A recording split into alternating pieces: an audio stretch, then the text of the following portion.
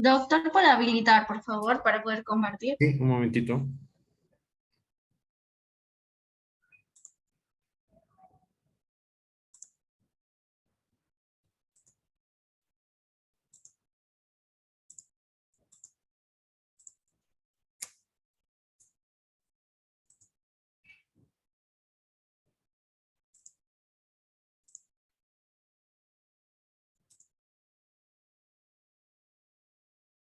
Joyce, a ver, verifica por favor si puedes compartir. Mi compañero Blanca me va a ayudar a compartir, doctor. Ok.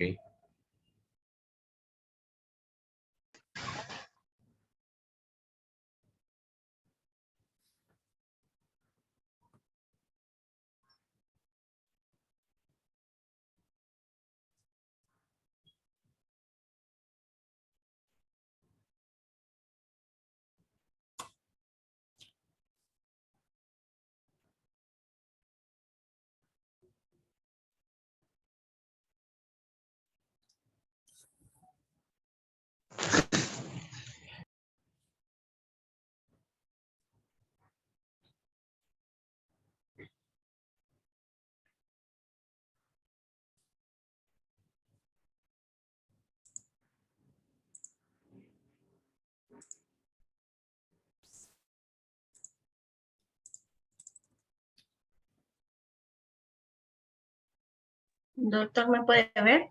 Sí, sí, ok, puede empezar por favor. Tiene 5 minutos, Bien. ya tiene que encontrar su tiempo. Ya. Buenas tardes, doctor y compañeros. En esta oportunidad voy a exponer acerca del concepto y los caracteres del derecho registral.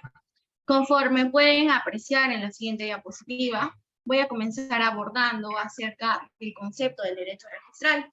Y para ello considero importante señalar que conforme hemos estudiado a lo largo de la cátedra, pues el docente, el doctor Blas, nos ha explicado que para poder comprender el derecho registral, debemos comprenderlo desde tres sentidos de la concepción del derecho. Es así que desde el punto de vista del derecho subjetivo, el derecho registral pues son las facultades o las prerrogativas que tienen las personas para acudir a los entes registrales y asegurar la inscripción de algún acto o algún derecho. Cabe precisar que esta facultad o ese derecho lo pueden o no realizar los ciudadanos en virtud del sistema de voluntariedad que rige en nuestro país. Desde el punto de vista del derecho objetivo, el derecho registral es un conjunto de normas, principios y reglamentos que regulan la inscripción de actos y derechos. Y desde el punto de vista del derecho como ciencia, pues el derecho registral es una disciplina jurídica que explica y que describe este conjunto de normas, principios y procedimientos que regula la inscripción de los actos y derechos. Habiendo mencionado esto, a continuación citaré algunos autores quienes se pronuncian respecto a una definición del derecho registral. Por una parte es el autor González Barrón, quien señala que el derecho registral es una disciplina constituida por un conjunto de principios, normas y reglamentos de carácter especial que regulan y desarrollan la tutela de ciertas situaciones jurídicas a través del sistema jurídico legal y que produce determinados efectos jurídicos sustantivos en el derecho privado, tales como el nacimiento, la preferencia y la oponibilidad, con la finalidad de dotar de seguridad al tráfico jurídico de intereses económicos. Por su parte, también encontramos al autor Martínez Alegría, quien pues señala que el derecho registral es la disciplina jurídica que estudia los mecanismos y las instituciones jurídicas encargadas, según el ordenamiento jurídico, de la publicidad, de las relaciones y de los hechos jurídicos relativos a las personas y a los bienes, con la finalidad general de conservar el orden y la seguridad jurídica dentro del Estado. A continuación, en la siguiente diapositiva, abordaré lo referente a los caracteres del derecho registral. Siguiente diapositiva, por favor. Entre sus principales características, en primer lugar, encontramos que el derecho registral es autónomo. puesto que constituye una rama especial del derecho civil, en la cual la mayor parte de las normas que regula el procedimiento no están contenidas en el Código Civil, sino en leyes y reglamentos especiales. Asimismo, es un derecho público, puesto que si bien las situaciones o acontecimientos jurídicos que pueden registrarse pueden derivar de una negociación entre particulares, entre relaciones familiares o actos administrativos, se debe tener en claro que por su finalidad de crear seguridad jurídica en toda la población, el derecho registral es un derecho de carácter público, puesto que el Estado impulsa a través de las leyes y los reglamentos. Asimismo, es considerado un derecho limitativo, en virtud de que las inscripciones que se realizan son números clausos, en tanto que solo accederán a los registros públicos aquellos actos o derechos que previamente se encuentren señalados por la ley. También, como pueden visualizar en la diapositiva, es formal debido a que los documentos que dan mérito a la inscripción, como son parte notarial, parte judicial y documentos administrativos, deben cumplir con determinados requisitos formales. Asimismo, el procedimiento registral está sujeto a etapas preclusivas y requisitos para la inscripción y o denegatoria de un título que contiene el acto rogado. Como penúltima característica tenemos que es legitimador de situaciones jurídicas. Esto significa su legitimidad en tanto no lo modifique un mandato judicial o un acto o derecho posterior. Y finalmente, el derecho registral es protector del tráfico jurídico, en el sentido de que si una persona ha realizado un acto o derecho al amparo de la información obtenida regularmente por el registro, no puede perder su derecho. Cabe precisar que esta última característica pues, está vinculada con el principio de la fe pública registral. Es todo, gracias.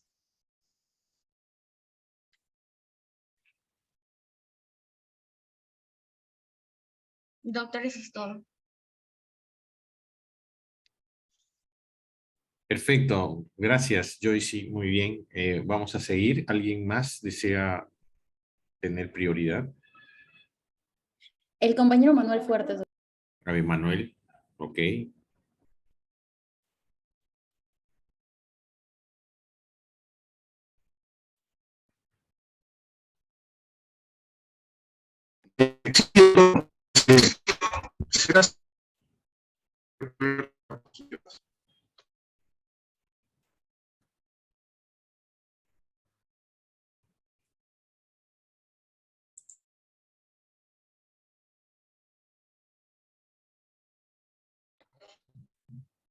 Okay. Un ratito.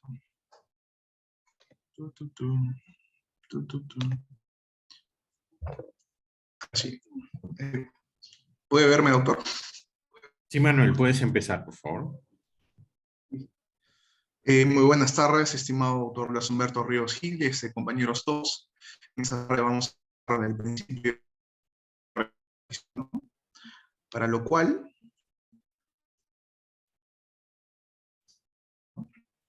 este registral es un principio fundamental de lo que es el sistema registral, nos permite, ¿no? La protección de la información que le va a proporcionar el registro, ¿no?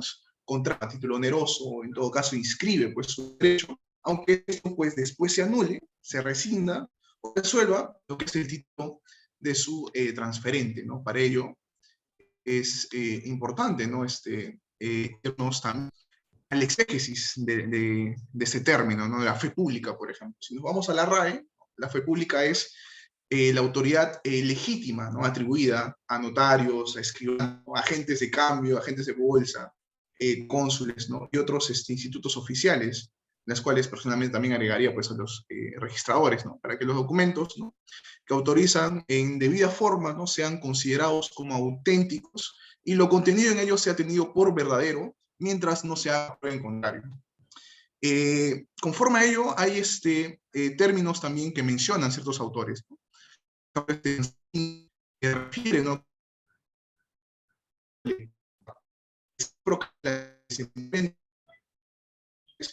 como son las relativas a la circulación monetaria, los medios simbólicos de autoidentificación o certificación, o a los documentos y a la actividad comercial industrial, ¿no?, mencionaba, ¿no?, que es la confianza, ¿no?, o la legítima atribuida, pues, ¿no?, para hacer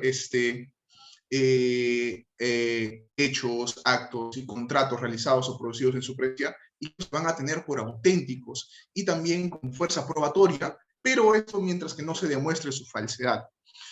Entonces, el fundamento, el principio fundamental del registro es asegurar lo que es el tráfico patrimonial, protegiendo las adquisiciones efectuadas por terceros adquirientes que están confiados en lo que es el contenido del registro. Entonces, esta protección va a suponer, pero titular, pues quede privado su derecho al beneficio de aquel, pero parecía titular, pero no lo era.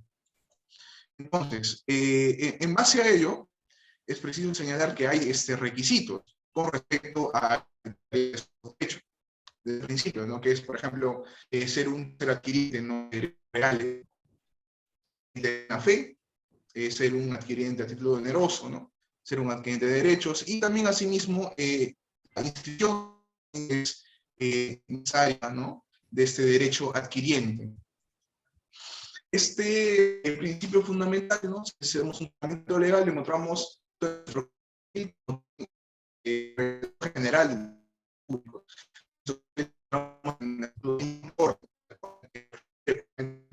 De buena fe adquiere a título oneroso, no algún derecho de persona que en el registro aparece con facultad, pues mantiene su adquisición una vez instituido su derecho, ¿no?, aunque después esto se anule, rescinda o resuelva el otorgante por virtud de causas que no constan en los registros públicos. O sea, la buena fe del tercero se presume mientras no se pruebe que conocía la inexactitud del registro. Eso menciona el artículo 2014 del Código Civil, ¿no? Y el artículo octavo del título preliminar de los registros públicos, ¿no?, este reglamento general, ¿no?, refiere justamente a la inexactitud de los asientos registrales por nulidad, anulación, resolución o rescisión del acto que los origina. Pues esto no perjudicará lo que es el tercero registral, que a título oneroso, ¿no?, y de buena fe hubiese contratado sobre la base, ¿no?, de aquellos que siempre, que las causas, pues, de dicha inexactitud no consten en los asientos registrales.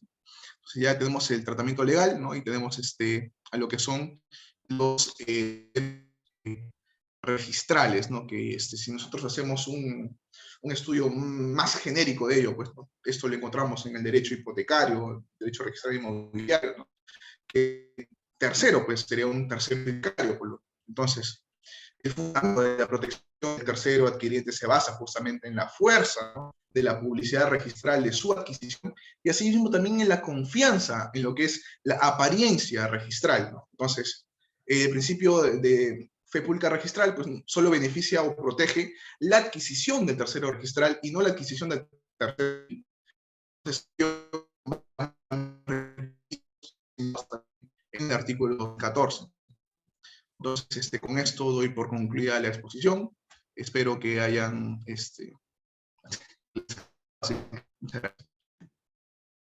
Muy bien, muy bien, has utilizado el tiempo exacto. Gracias, eso es muy bueno.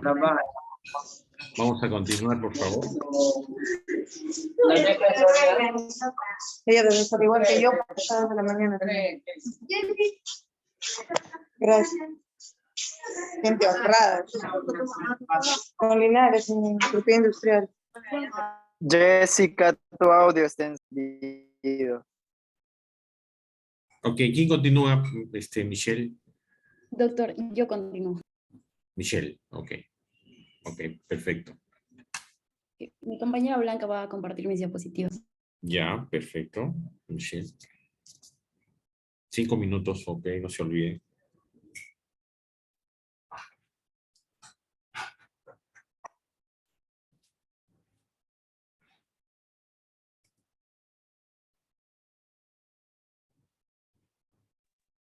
Doctor, ¿me puede ver? Sí, sí, Michelle. Puedes empezar, por favor. Bien. Bien. Buenas tardes, estimado docente y compañeros. Hoy voy a hablar sobre el principio de publicidad registral. Como lo hemos aprendido a lo largo de este semestre, uno de los principios más importantes del derecho registral es el de públicos y es considerada incluso como la máxima expresión del registro. Publicidad significa hacer notorio un hecho, una situación o una relación jurídica. En este caso, la tesa para determinar la titularidad de los derechos. Los actos inscritos se publicitan y forman parte del conocimiento de la sociedad.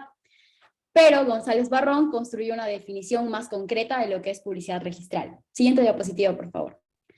Bien, en la diapositiva van a poder observar la definición que este autor ha dado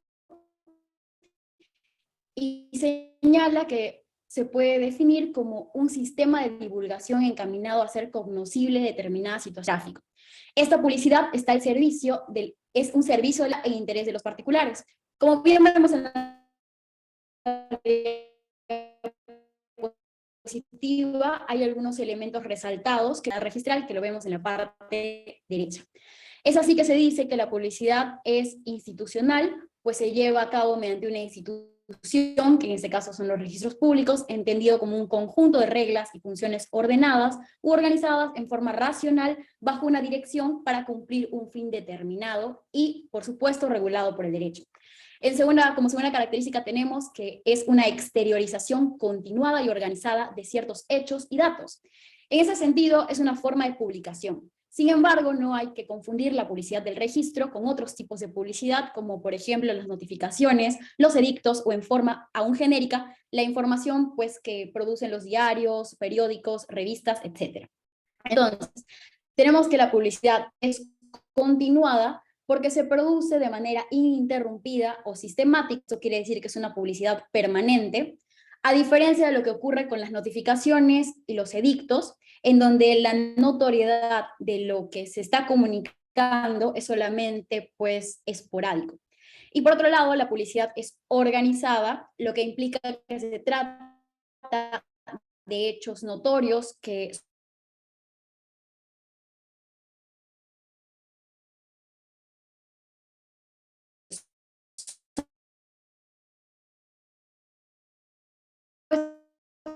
en conocimiento por parte de una oficina pública. Y esto alude a que el público en general al registro. No es necesario un conocimiento efectivo de dichos datos, solo basta que el interesado haya tenido la posibilidad de ordenamiento jurídico en el artículo 2012 del Código Civil del nuevo Reglamento General de los Registros Públicos. Se consagra una presunción absoluta de conocimiento de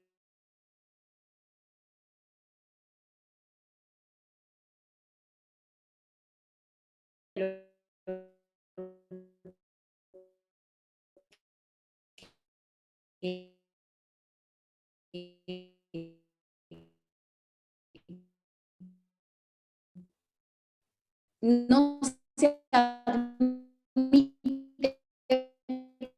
pacto en contrario. Se trata de el mismo registro permite que todas las información que ellos deseen a través de una solicitud. Realmente es importante tener en cuenta unidos e indispensables y que a la vez pues son más formal. Podemos observar es la que se sustenta en la fe pública que otorga el registro y esto conlleva a la observancia del contenido de los asientos del registro al momento de celebrar un negocio jurídico y pues ocasiona efectos sustantivos que es por ejemplo la constitutividad, la oponibilidad ante terceros, la seguridad de tráfico y esta publicidad puede ser negativa o positiva. La publicidad material negativa quiere decir que lo que no está inscrito no afecta al que contrata, confiando en la información que se publicita en registros, y la publicidad positiva quiere decir que se presume que lo que está inscrito es exacto. Cualquier persona a obtener información que se ubica en el formal directa es la facultad que tienen las personas para poder conocer o enterarse del contenido de las inscripciones y lo único cambio es retribuir de manera dineraria lo solicitado según el arancel vigente Y la segunda forma son los distintos medios o mecanismos que permiten informarse de los mismos, como por ejemplo solicitudes de búsqueda, certificados registrales, vigencia de poder, copias etc.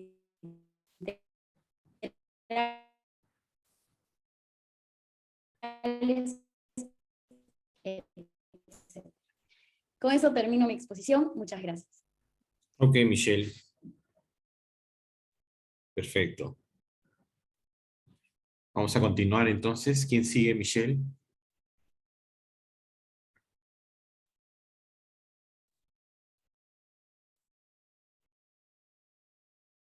La compañera Alisa, doctor.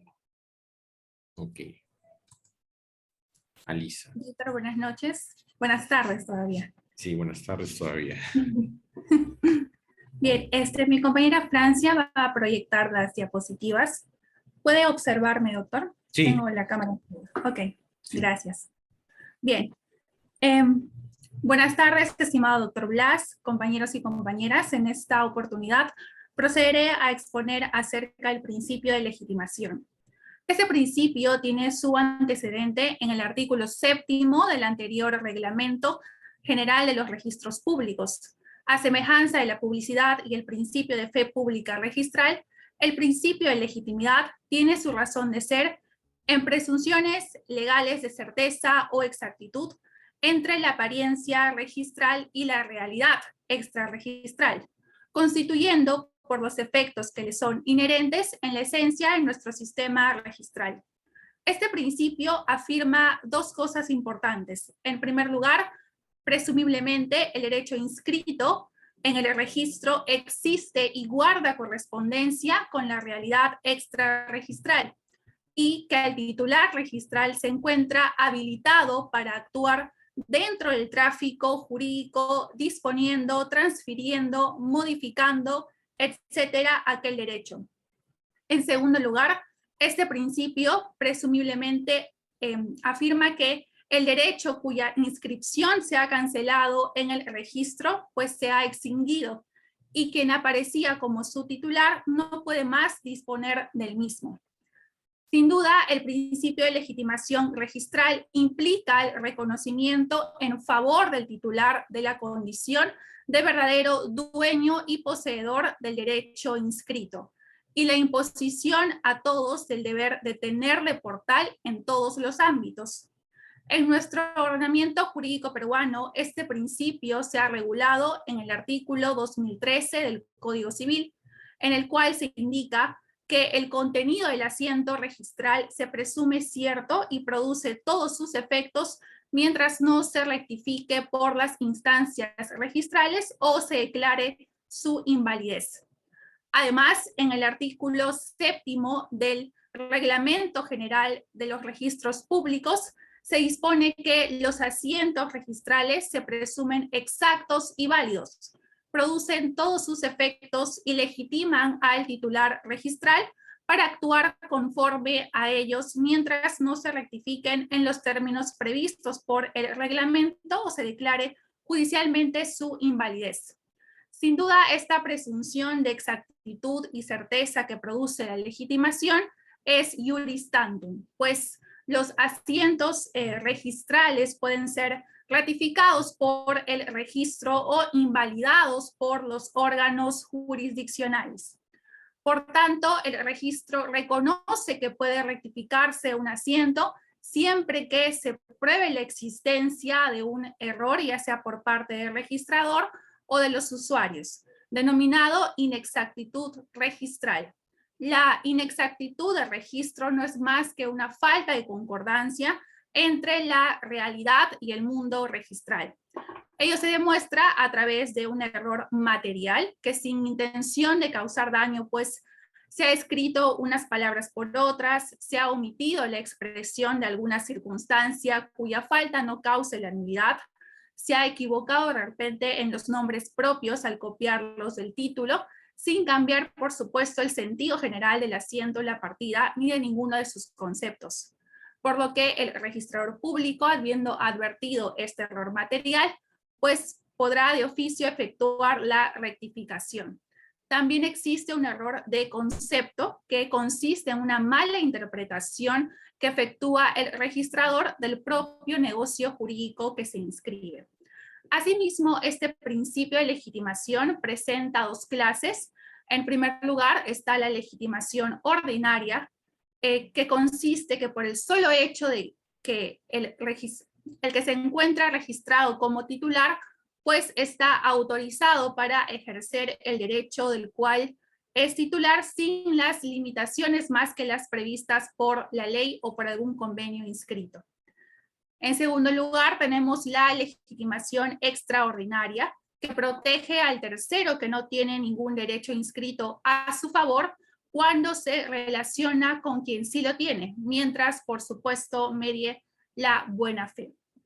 Y por último, esta legitimación también puede ser destruida, como ya lo he manifestado a través de una declaración judicial de nulidad o de invalidez, a través de la rectificación de errores materiales o errores de concepto, o a través de pruebas idóneas que presentan, en este caso, los otorgantes, cuando, por ejemplo, presentan una copia legalizada del DNI para corregir un nombre, o cuando el notario extiende una escritura unilateral para dar a conocer una equivocación y pretende rectificarlo.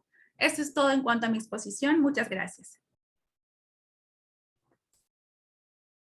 Gracias, perfecto, Alisa. ¿Quién continúa, por favor? Utilizar el tiempo exacto. Buenas tardes, doctor. Alan. Alan Sotelo. Ya, Sí, Alan. doctor, ¿se escucha y se me ve? Sí, claro. Sí, doctor. Bien. Buenas tardes y buenas tardes a todos los compañeros presentes. Bien, por el límite de tiempo voy a ya de una vez pasar a mi tema de monográfico. Mi tema que se me ha tocado esta vez es el sistema registral peruano, ¿no? Como ya lo ha señalado el maestro Blas en sus clases anteriores, bueno, el sistema registral es el conjunto, pues, de normas, principios y procedimientos registrales, ¿no? Que está relacionados, enlazados o ligados entre sí, ¿no? Para tener por finalidad regular lo que es la organización registral, ¿no? De un determinado país. Si bien sabemos nosotros que el sistema registral peruano se nutre, pues, de los sistemas más importantes, ¿no? Como es el sistema español, el sistema alemán, el sistema francés y el australiano, ¿no? Por el límite de tiempo que tenemos, voy a dar un pequeño salto sobre la línea del tiempo y voy a pasarme al Código Civil de 1884, en esa fecha donde que este libro, en este código, se establecieron, pues, lo que es el libro 9 sobre los registros públicos, ¿no? Finalmente, mediante la ley 26.636, publicada el 14 de octubre de 1924, se crea, pues, lo que es la SINAR y la SUNAR, ¿no?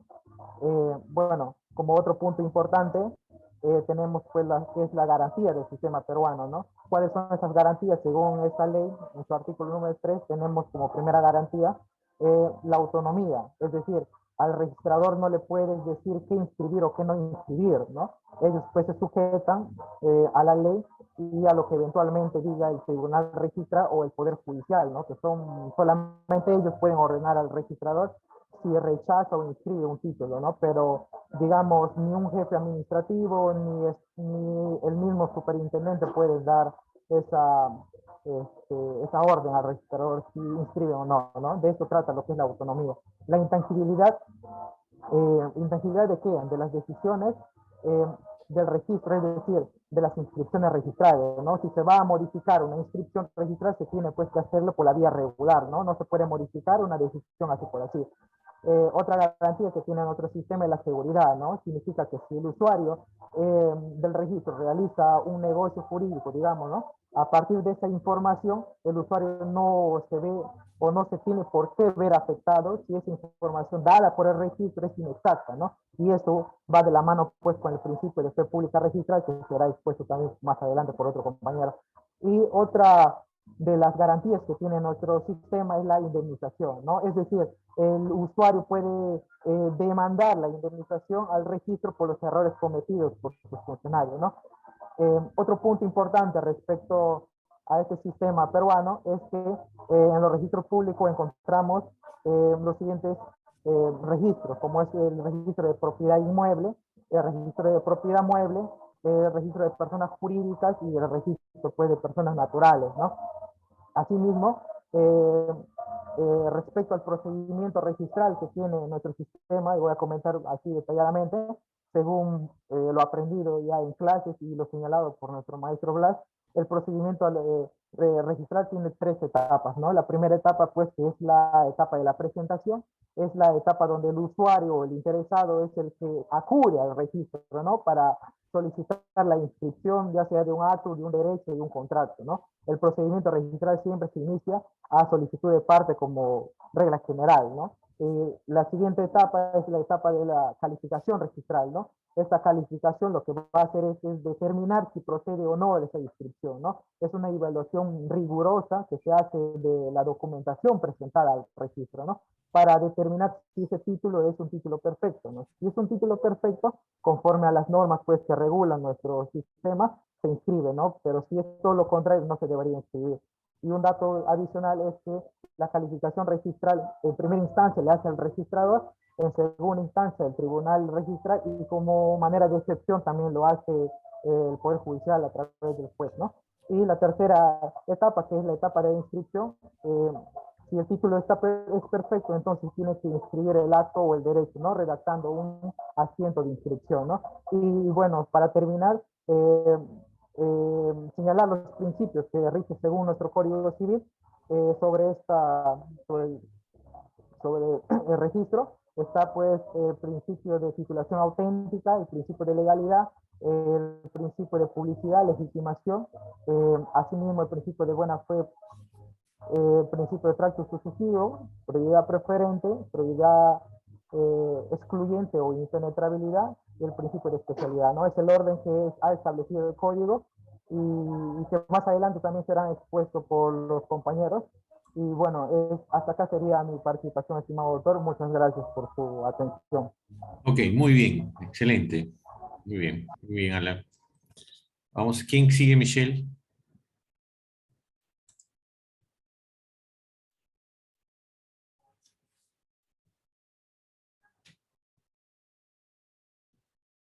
La compañera Ivy, doctor. Doctor, buenas noches. Sí, buenas. ¿Me puede ver? Sí, Ivy. Ya. Bueno, buenas noches a todos. En esta oportunidad voy a exponer el contenido de mi monografía. El tema es los principios registrales, concepto, funciones, concepto y clases. Bueno, los principios jurídicos pueden ser de 2 clases: principios generales de derecho, que son aplicables a todo el derecho, y principios generales específicos, que son aplicables a algunas ramas del derecho. Y estos últimos se clasifican pues en principios del derecho administrativo, principios del derecho procesal civil y principios del derecho registral, entre otros.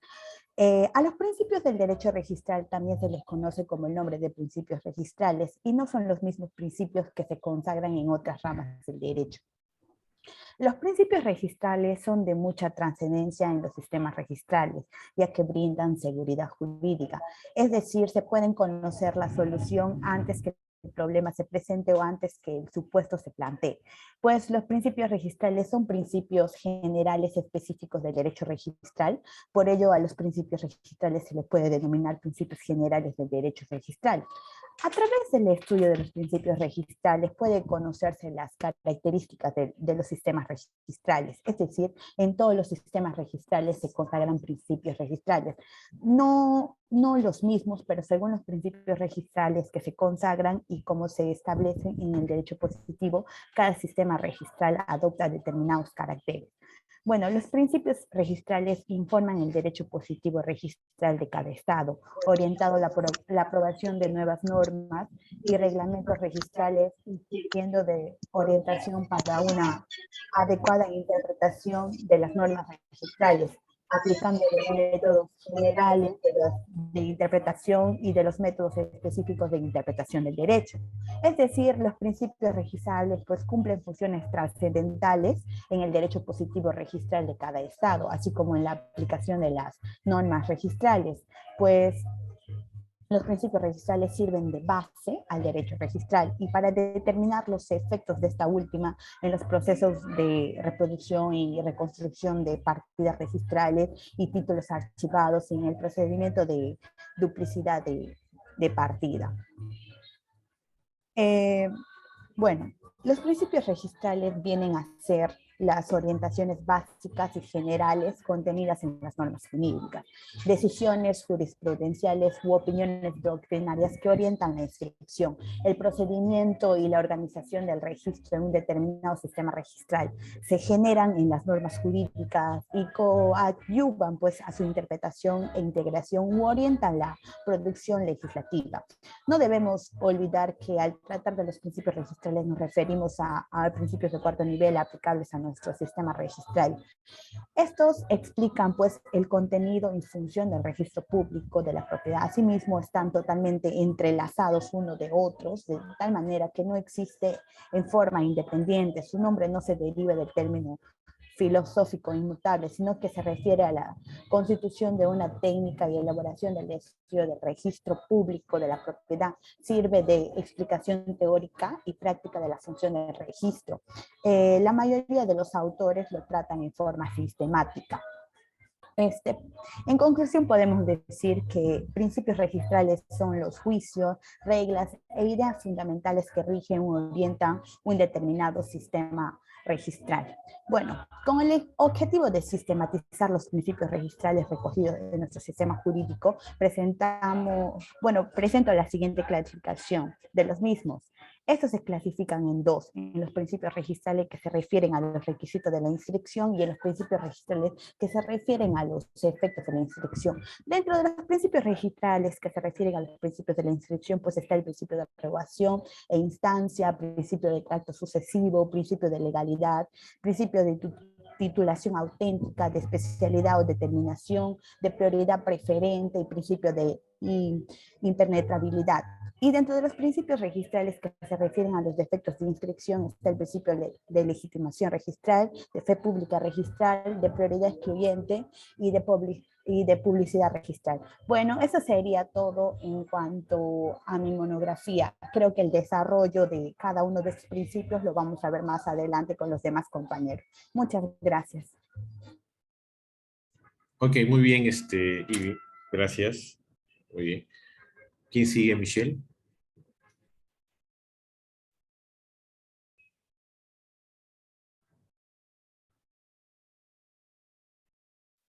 El compañero John Martín. A ver. Buenas tardes, doctor. Buenas tardes, John. Ya, doctor, buenas noches. Buenas noches con todos. Bueno, en esta oportunidad, pues, lo que voy a exponer es sobre Prende tu el cámara, registro. Ya, doctor. Es sobre registro de testamento, de actos y resoluciones inscribibles, lugar de inscripción.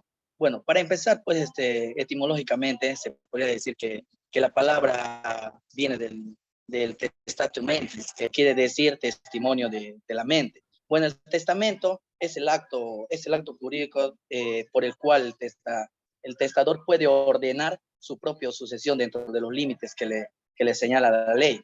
Bueno, en la generalidad del testamento se podría decir que el testamento viene a ser un acto jurídico solemne, ya que su validez está supeditada al cumplimiento de los requisitos de forma prescrita por la ley, como esta voluntad testamentaria va a ser conocida y ejecutoriada cuando el autor del mismo haya fallecido. Bueno, dentro de las características del testamento, entre el testamento tenemos pues el acto jurídico, el acto mortis causa, el acto de liberalidad, el acto de individualidad y personalísimo, el acto formal, el acto revocable. Bueno, dentro de la naturaleza jurídica del testamento, bueno, en este caso el testamento es un negocio jurídico, puesto que es un precepto de autonomía privada dirigida pues a las reglamentaciones de una situación jurídica, la que se origina al quedar sin titular los bienes, derechos y obligaciones de su autor. Sin embargo, pues no se le puede considerar similar a la mayoría de los regulados por la ley o tratados en doctrina. De los fundamentos del testamento, bueno, es el principio, es un principio que sirve de fundamento al testamento. Es el principio del respeto a la voluntad personal del causante, aunque desde luego, pues, no debe colisionar con la noción del orden público. La regulación del testamento en la legislación peruana, bueno, acá son 4 cuerpos legales que básicamente pues tratan del testamento en sus preceptos formales, que están dentro del Código Civil, del Código Procesal Civil, la ley del notariado y la ley, reglamento de los registros públicos. La fe pública notarial en nuestro sistema jurídico, si bien reconoce todas las formas de la fe pública mencionadas, encuentran pues en el derecho notarial su desarrollo más notable, más loable, ¿no? Que es la fe pública notarial, que es la fe pública que brinda los notarios conforme a lo establecido en un párrafo del artículo 2 del decreto ley 26002. La inscripción registral es un principio, debemos partir del concepto pues, de inscripción registral, que la palabra inscripción es la acción y efecto de inscribir. En ese sentido, la inscripción registra, entendida como el asiento que autoriza el registrador al incorporar un acto de derecho al registro. Dentro de las características tenemos pues el asiento principal, el asiento definitivo, el asiento de carácter positivo y el asiento que se practica en los libros de inscripción. En cuanto a los efectos, bueno, entre los efectos pues está la publicidad, lo que se inscribe se publica, está la oponibilidad, está la legitimidad, la fe pública.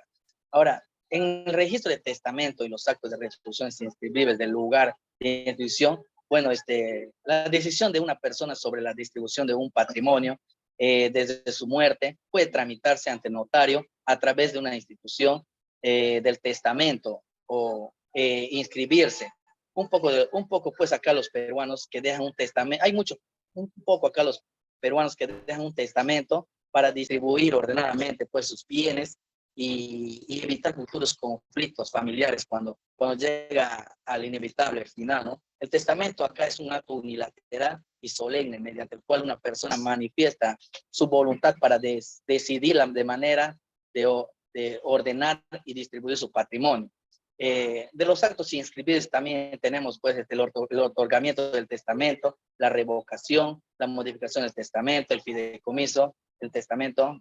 Bueno, y ahora, el título para la inscripción de las resoluciones judiciales, en el caso que se solicite inscribir las resoluciones judiciales sobre testamento o disposiciones testamentarias, deben presentarse pues con copias certificadas de las resoluciones judiciales y de las demás actuados pertinentes, acompañados pues del correspondiente oficio cursado por el juez competente. Bueno, eso es todo, doctor. Gracias.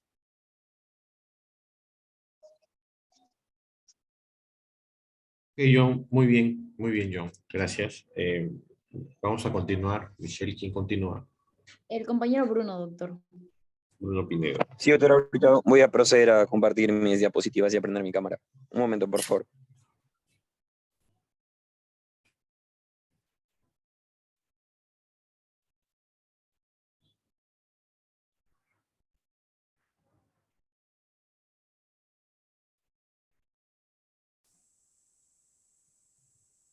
Buenas. ¿Me podrían confirmar si es que me pueden ver, por favor?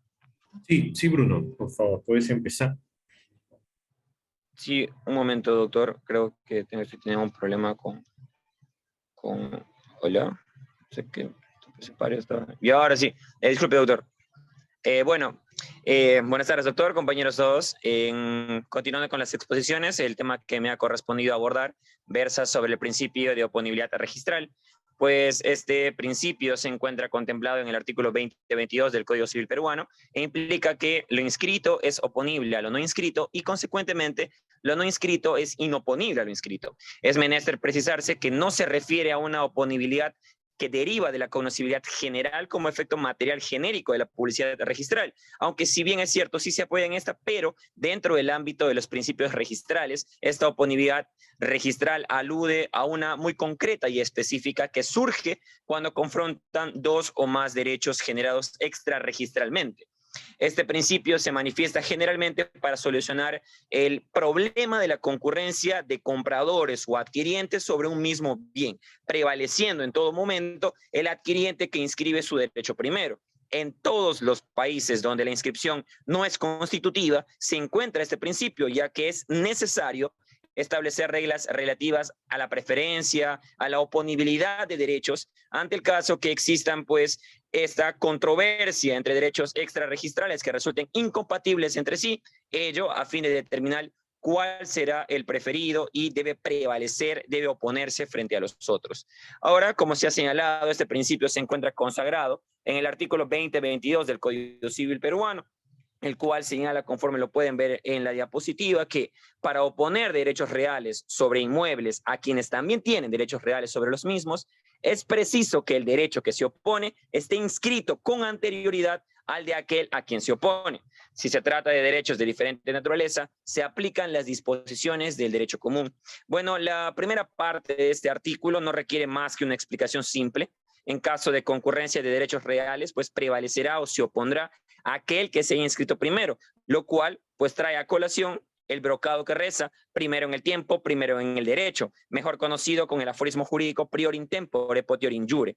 Esta posición se encuentra respaldada dentro del citado Código Sustantivo en el artículo 2016, el cual establece que la prioridad en el tiempo de la inscripción determina la preferencia de los derechos que otorga el registro. Al respecto, resulta importante adicionar que una de las conclusiones a las que arribó el Pleno Jurisdiccional Distrital en materia civil, convocado el 12 de noviembre del 2018 en la ciudad de Arequipa, fue que en la oponibilidad de derechos previstos en el artículo 2022, además de la inscripción, requerirá analizarse la buena fe cuando ésta ha sido cuestionada. Ahora, una vez precisado la delimitación conceptual registral de la oponibilidad, pues surge o es oportuno preguntarse si es que esta puede estar vinculada a la publicidad registral solamente o si es posible hablar de una figura mucho más general, ¿no? En este punto, pues, entra a tallar la figura de la oponibilidad erga omnes y para efectos de una mejor comprensión procedería a diferenciar una figura de otra. Por un lado, tenemos la oponibilidad erga omnes de derechos reales, la cual se encuentra sustentada en la información interna con la que cuenta el sujeto respecto de los bienes que son suyos y por deducción respecto de los bienes que son ajenos. Esta oponibilidad es útil y suficiente cuando lo único que le interesa al sujeto es saber si el bien frente al que se encuentra es ajeno y por consiguiente tiene el deber de respetarlo. Por ello se suele hablar de terceros en general o terceros desprovistos de interés legítimo. En cambio, la oponibilidad registral como tal pues está concebida no para hacer valer el derecho contra todo el mundo, sino para el caso en el que el tercero contra el que se requiere hacer el valer el derecho, pues requiere adquirir desde el mundo exterior el conocimiento sobre la titularidad del bien, porque su conocimiento interno es en este supuesto insuficiente. Ahora, una vez desarrollado el primer párrafo del artículo 2022, corresponde analizar su segundo párrafo, mismo que ha sido abordado dentro del séptimo pleno casatorio civil, el cual ha establecido como ratio decidendi la interpretación del segundo párrafo del artículo 2022 para la resolución de una cuestión de fondo en aquellos procesos de tercería de propiedad que involucran bienes inscritos, estableciendo frente a ello, pues como precedente vinculante, 3 reglas puntuales. En primer lugar, que en los procesos de tercería de propiedad que involucren bienes inscritos, debe considerarse de conformidad con lo establecido en el segundo párrafo del artículo 2022, ello en concordancia con los artículos 949 y 1219, inciso primero del mismo cuerpo legal, que el derecho de propiedad del tercerista es oponible al derecho del acreedor a embargarte siempre y cuando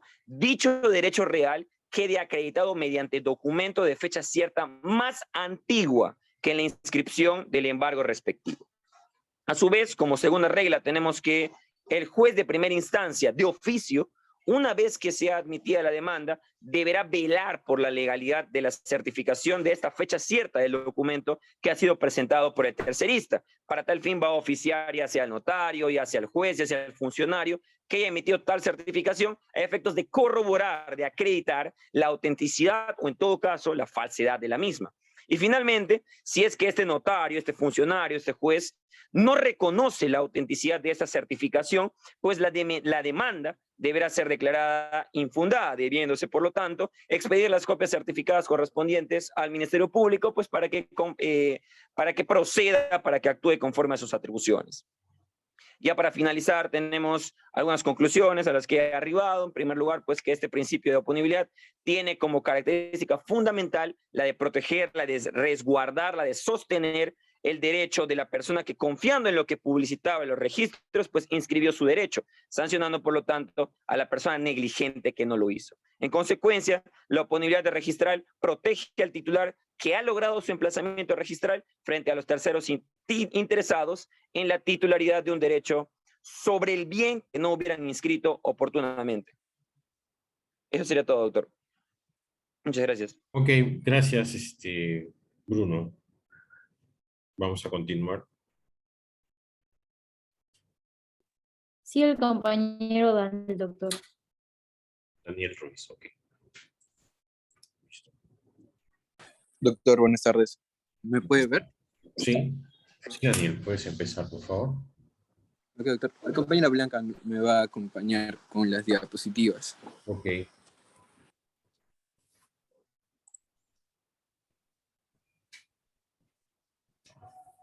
Bueno, para comenzar la exposición, el tema que me ha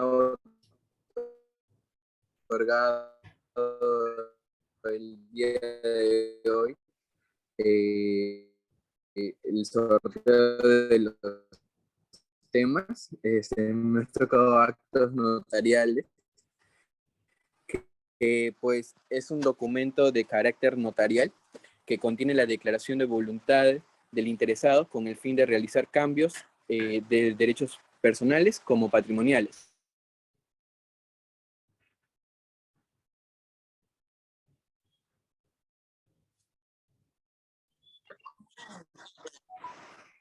Doctor, ¿me puede escuchar? Me sacó el internet. Continúa, por favor, continúa. Ok. La doctrina ha establecido ciertos criterios de clasificación o tipos de escritura pública en las cuales he podido investigar que estas principalmente se clasifican en dos, ¿no? Que son las escrituras públicas principales y aclaratorias. Dentro de este estudio de las escrituras públicas, se establece que las principales son las que contienen actos de traslación de dominio, como por ejemplo la Constitución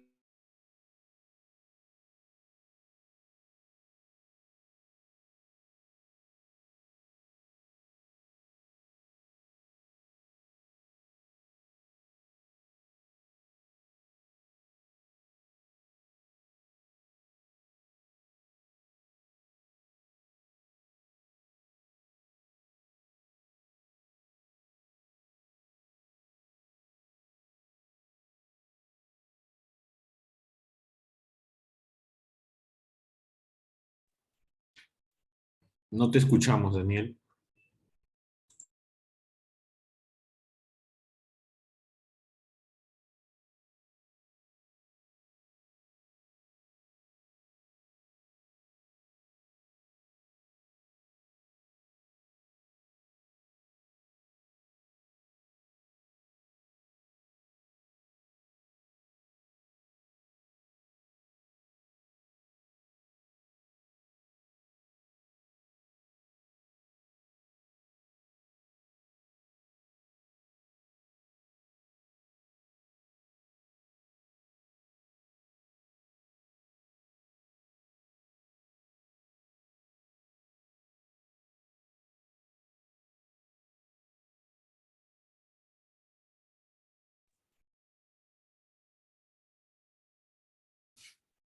Su compañero Daniel tiene problemas de conexión. No sé si, Michelle, podríamos continuar con otro compañero. Doctor, disculpe, me ha sacado el internet. ¿Puedo continuar, A ver, continúa, por favor. doctor? Continúa. ¿Me escucha? Ok, doctor. Yo Bueno, sigo, doctor. mencionaba, Buenas tardes, ¿me escucha? Sofía. doctor, Un momentito, Sofía. doctor. Continúa. El problema es tu conexión, es de Daniel. Si no, no te voy a poder evaluar hoy. A ver, continúa, Daniel. Doctor, disculpe. Lo que pasa es que acá en la ciudad está que llueve, doctor, y tengo mala conexión.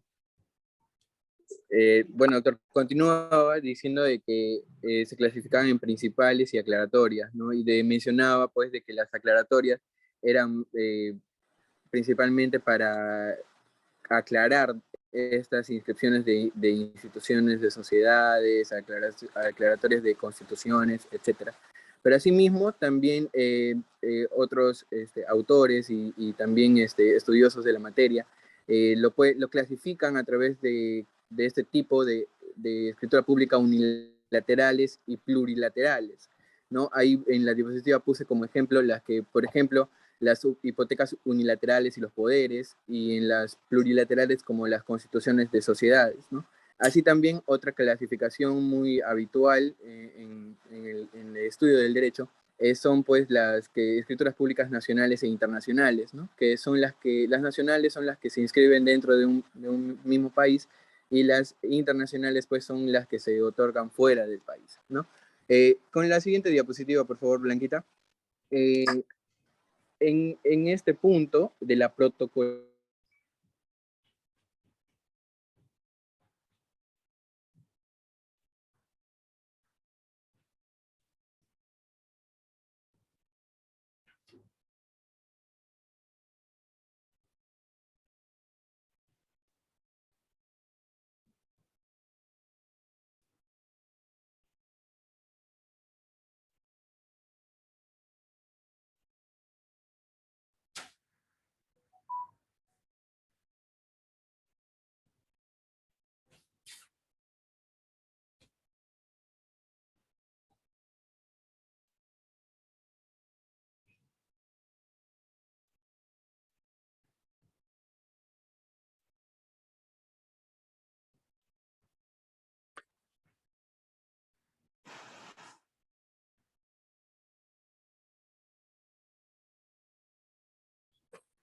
Doctor, disculpe. Ya. Seguía. Hablaba acerca de la protocolización de la escritura pública, ¿no? La ley del notariado peruano establece, pues, en el artículo 65 de esta vigente ley acerca del contenido del acta de la protocolización. Este artículo señala más que todo el acto que se realizan dentro de esta figura de la escritura pública, ¿no? En este articulado señala qué es lo que tiene que contener el acta de protocolización. Juntamente también el artículo 66, en la siguiente diapositiva, establece los documentos que se deben adjuntar dentro de esa protocolización, ¿no? Estas leyes, estas normas establecen pues los requisitos, los instrumentos que se tienen que utilizar para poder inscribirse esta escritura pública. Asimismo, dentro de esta escritura pública podemos encontrar las partes que tiene esta, ¿no? La siguiente diapositiva, por favor. Dentro de las partes de la escritura pública podemos entender que existen tres: el contenido, la introducción y también la conclusión de la escritura pública. Dentro de la introducción, puesto que esto va a contener el lugar, la fecha, el nombre del notario, el nombre de la persona que quiere inscribir en la escritura pública, la nacionalidad y todos los requisitos que establece el artículo 54 de la presente ley. Asimismo, dentro del cuerpo de esta escritura pública, se va a contener, pues, la declaración de voluntad de la parte que es lo que requiere. Asimismo, se va a presentar los documentos que el otorgante solicite y otros documentos que establece el notario, que lo requiera el notario. Y por último, en la conclusión, acá pues se va a otorgar o se va a manifestar la buena fe, la fe de los otorgantes y la fe del notario también de lo que se puede manifestar dentro de este documento. Bueno, y por último, dentro de las conclusiones, podemos entender que la escritura pública es un instrumento muy importante, ya que esto pues va a poder manifestar la voluntad de los declarantes, no solamente para el recuerdo, para la manifestación de sus bienes personales, sino también patrimoniales, como ya lo mencionaba. Y bueno, este documento es público, tiene carácter notarial, y asimismo pues va a surtir efectos de acuerdo a todo el cumplimiento de estas normas para su validez. Y eso sería todo, doctor. Muchas gracias. Y disculpe por los inconvenientes del internet. No, gracias a ti.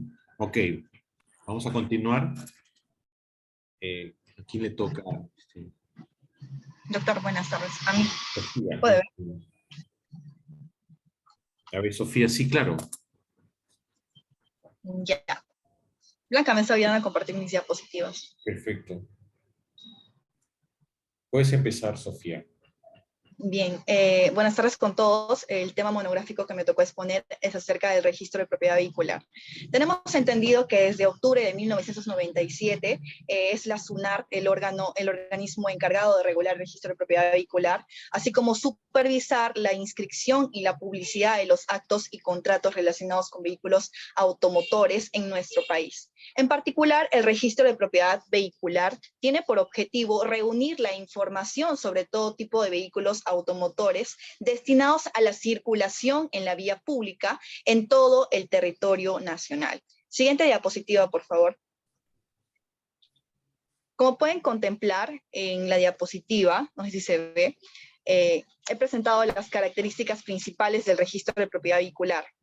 En primer lugar, tenemos que forma parte del registro de bienes muebles, está claro, se rige por las disposiciones generales establecidas en el título primero y octavo del libro 9 del Código Civil, así como también está sujeta al Sistema Nacional de los Registros Públicos contemplados en el artículo 3 de la ley que crea la SUNAR, que es la 26366.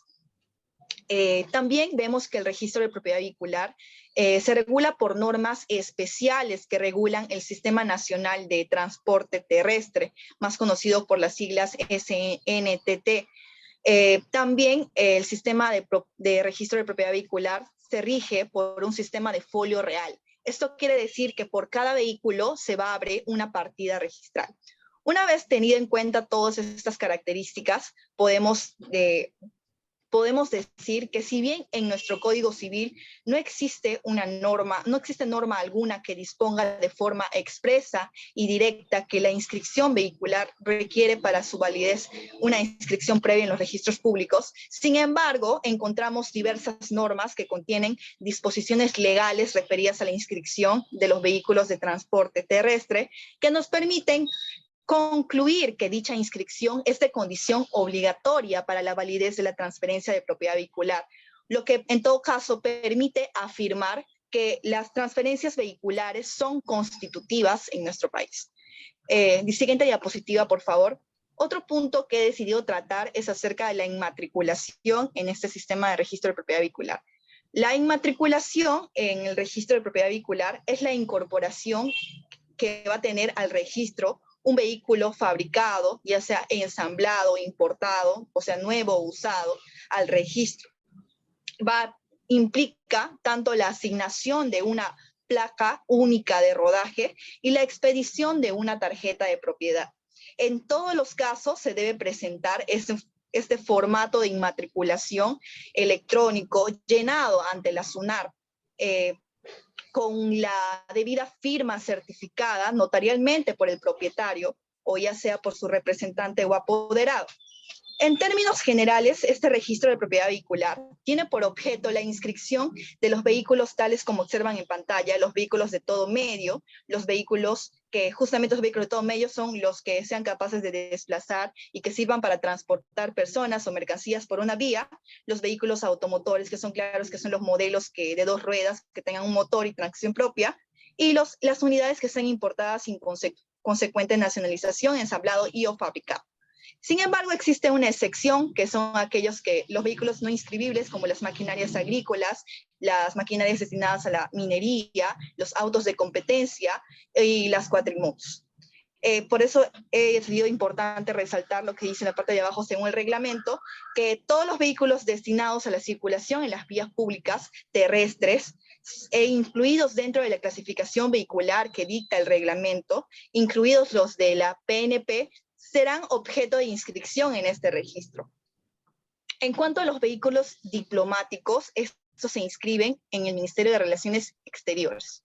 Vemos cómo este registro presenta 3 características exigibles para tener la condición de tal.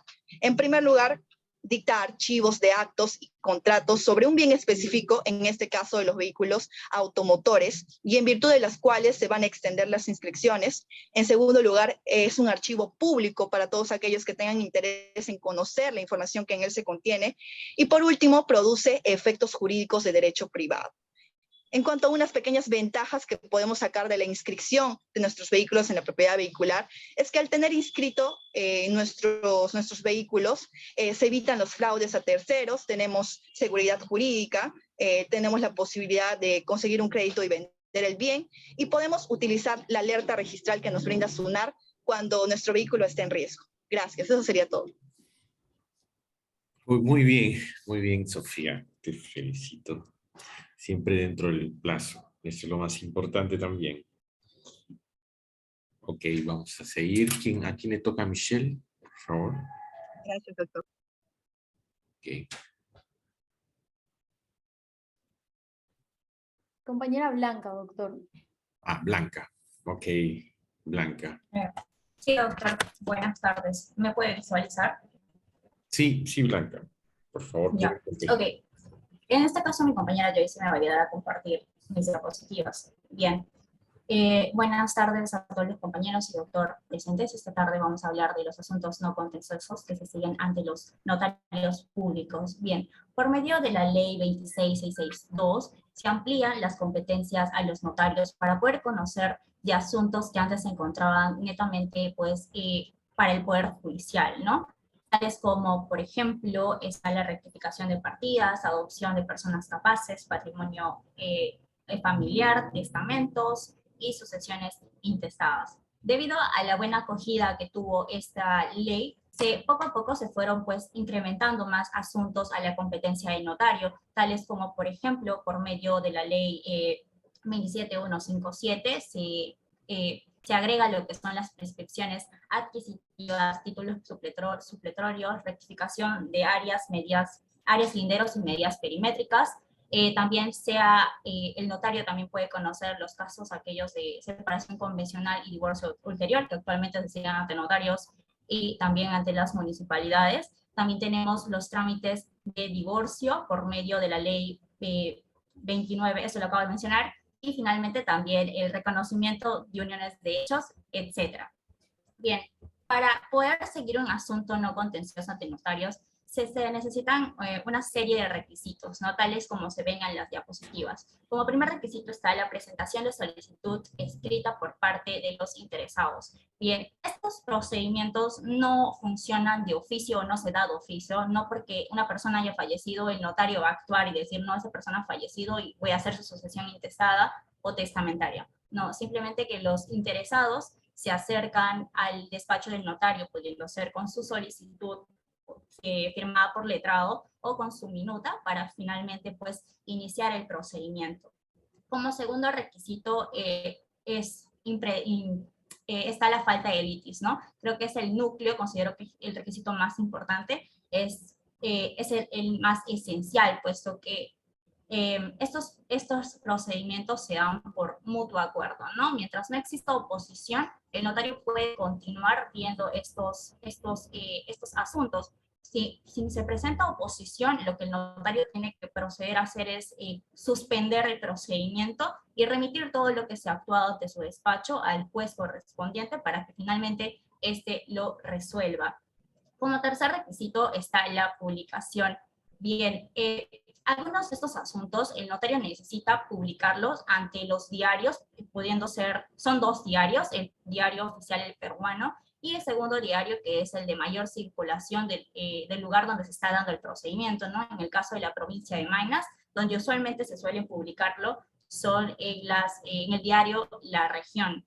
Como tercer punto como cuarto punto está la colaboración de autoridades. Bien, esto no significa que porque poniendo como ejemplo que la asociación intestada normalmente pues adjuntan partidas de defunción, partidas de matrimonio o partidas de nacimiento, no significa que el notario, porque el procedimiento así lo requiere, el mismo notario lo solicita, ¿no? Son los mismos usuarios los encargados de entregarle al notario todos los requisitos exigidos por ley. Sin embargo, el notario, por medio de esta colaboración de autoridades, tiene la obligación de acreditar o corroborar que efectivamente lo que se ha adjuntado es verdadero.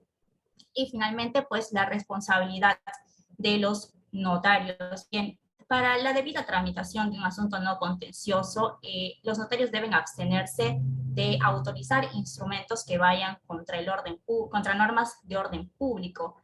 Y como en el instrumento público pues está dotado de fe y está dotado de validez, las instancias registrales no pueden cuestionar o calificar el procedimiento o el fondo del mismo. Por lo mismo, el notario también tiene que encargarse de verificar que los interesados adjunten todos los requisitos que se requiere tal procedimiento conforme pues las normas exigidas por ley. Siguiente diapositiva, por favor.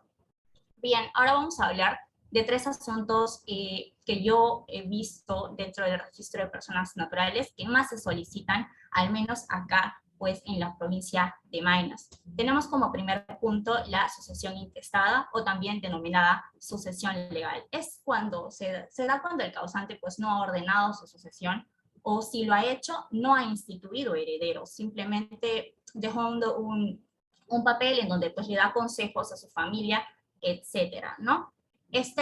Sucesión intestada sigue un orden sucesorio en el cual pues se dice que los familiares más cercanos excluyen a los más lejanos. Lo que normalmente se hace, como mencioné anteriormente en el primer punto, uno de los requisitos es entregar la solicitud. En este caso de sucesión, sí se entrega la solicitud firmada por letrado. En esa solicitud se debe pues acreditar el entrocamiento familiar existente entre el posible heredero y el causante. Se debe también poner la fecha de fallecimiento del causante, su último domicilio, el lugar donde falleció, ¿no? En todo caso, estos trámites se tramitan ante el último domicilio del causante y finalmente pues tiene que estar firmado por letrado o abogado. Como segundo punto tenemos a los divorcios, que dice pues mediante la ley 29.22.7 se regula este trámite. Se dice que es el divorcio más rápido que se puede dar, porque en un aproximado de 3 meses puedes tener ya inscrito el divorcio en los registros públicos. Uno de los beneficios de esta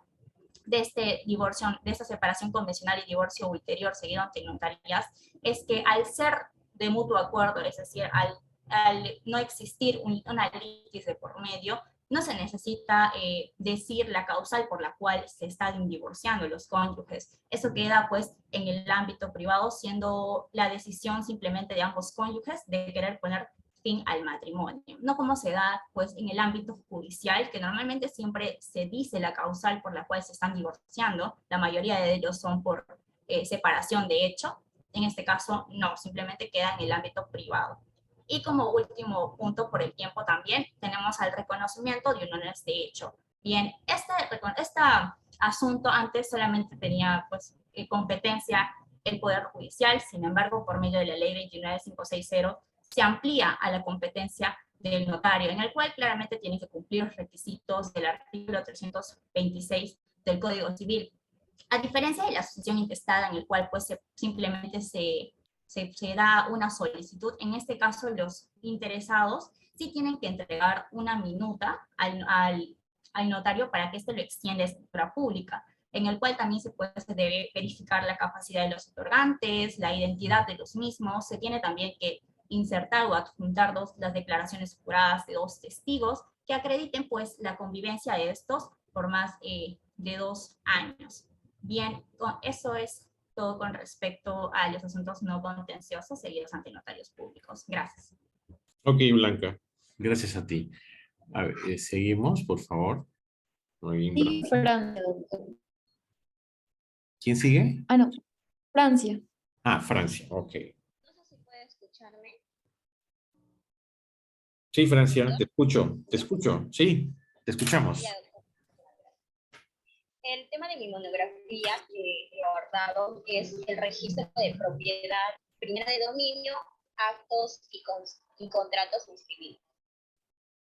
El registro de propiedad de bienes inmuebles es una de las instituciones que está destinada a crear titularidad en virtud del poder público y a la publicidad de la situación jurídica de los inmuebles con la finalidad de proteger el tráfico jurídico. Con el registro de la propiedad se va a adquirir el dominio y los demás derechos reales con seguridad suficiente para poder evitar pues, una reivindicación. De acuerdo a la Real Academia Española, define el registro de propiedad como el registro público que tiene por objeto la inscripción o anotación de actos y contratos que son relativos al dominio y los demás derechos reales sobre bienes inmuebles. Y la SUNAR nos dice que uno de los padres que administra la Superintendencia Nacional de los Registros Públicos del Ministerio de Justicia y Derechos Humanos.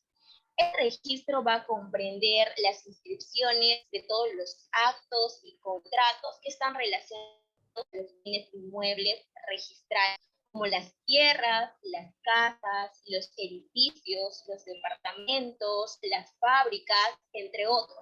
También nos menciona que ese registro está subdividido en los siguientes registros, como son los registros de predio, los registros de concesiones para la explotación de servicios públicos, los registros de derechos mineros, los registros de áreas naturales protegidas.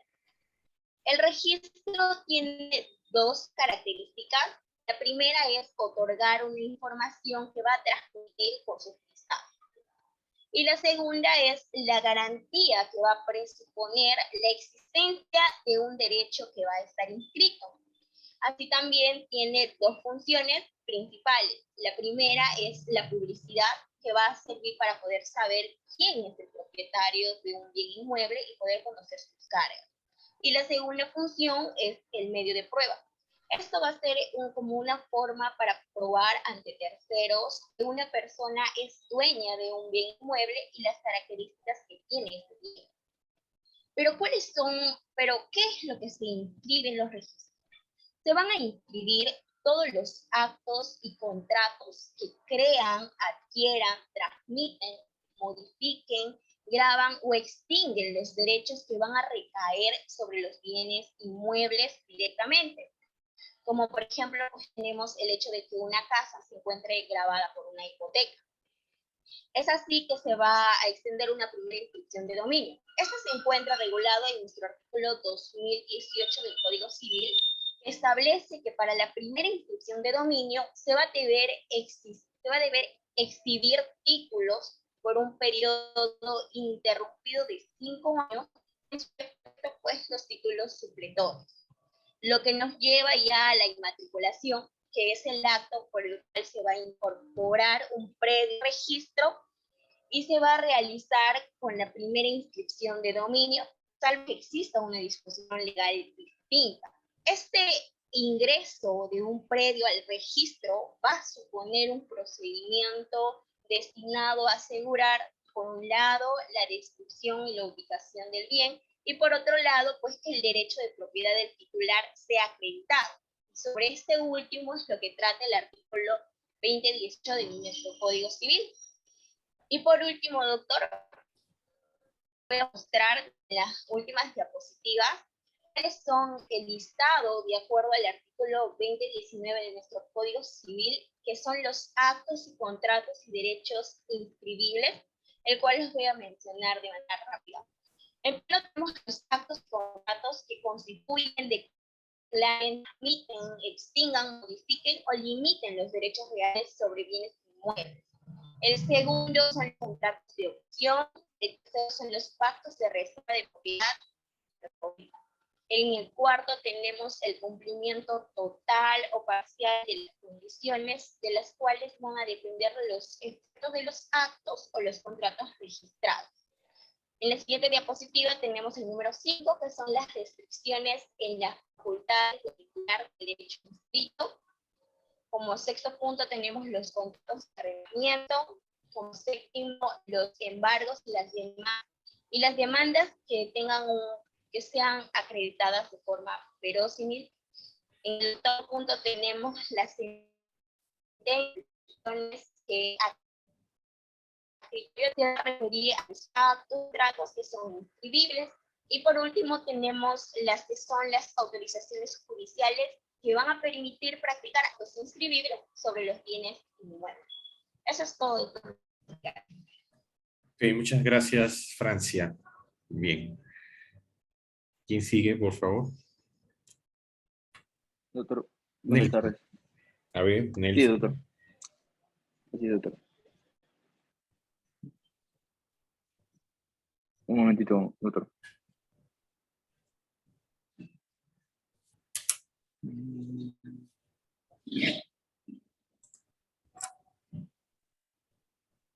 Bien, muy buenas tardes, doctor, compañeros todos. Me ha tocado exponer acerca de los actos y contratos inscribibles en los registros de bienes muebles. Bien, debo partir señalando pues que los registros de los bienes muebles es uno de los 4 registros que se encuentran administrados por la Superintendencia Nacional de los Registros Públicos, que se encuentra adscrita al Ministerio de Justicia y Derechos Humanos.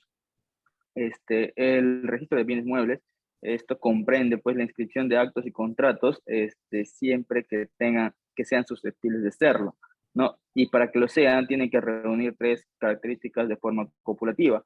En primera instancia, tienen que ser bienes tangibles, es decir, estos bienes muebles se puedan ver y se puedan tocar, seguidamente a que estos bienes muebles se puedan trasladar de un lugar a otro, y finalmente que mediante ese traslado pues no exista una pérdida en su integridad o en su funcionalidad de los bienes muebles, ¿no?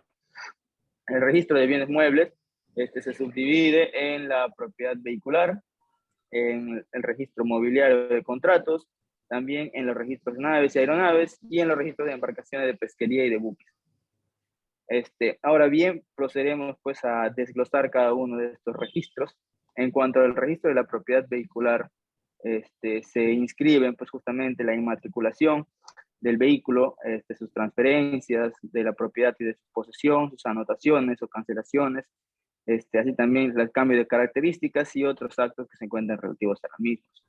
En cuanto a los registros de los buques, se inscriben pues los buques propiamente dichos, sus transferencias, sus cargas, sus gravámenes, entre otros. Seguidamente en el registro de embarcaciones pesqueras, lo que se inscribe pues es las embarcaciones pesqueras propiamente dicho, sus transferencias y sus cargas. En los registros de naves y aeronaves, pues se registran los aviones, ¿no? Que se inscriben estos, su transferencia de dominio, sus contratos de arrendamientos, hipotecas, entre otros.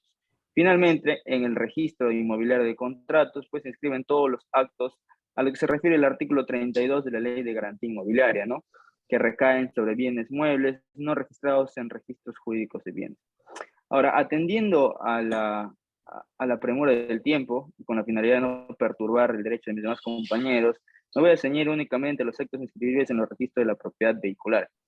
Debo partir indicando pues que el registro de la propiedad vehicular, como lo ha mencionado el doctor al inicio de la cátedra, e incluso en la primera clase, bien lo recuerdo, que estuvo anteriormente a cargo pues, del Ministerio de Transportes y Comunicaciones, específicamente de la Dirección Departamental de la Circulación Terrestre, ¿no?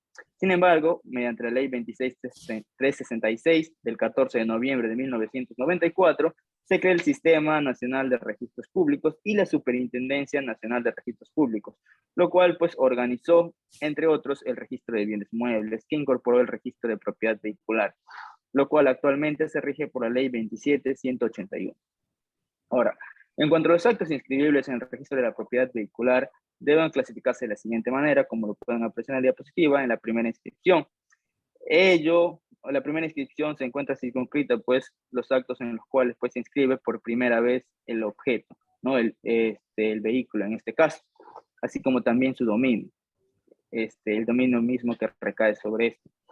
Con esto, pues, se da justamente el nacimiento de su vida jurídica registral, lo que genera que se emita una partida registral en cuanto a y por consecuencia también el otorgamiento de un código para la placa única de rodaje, ¿no? Que permite la circulación en el Sistema Nacional de Transporte Terrestre. Aunado a ello, también se inscriben los cambios de características.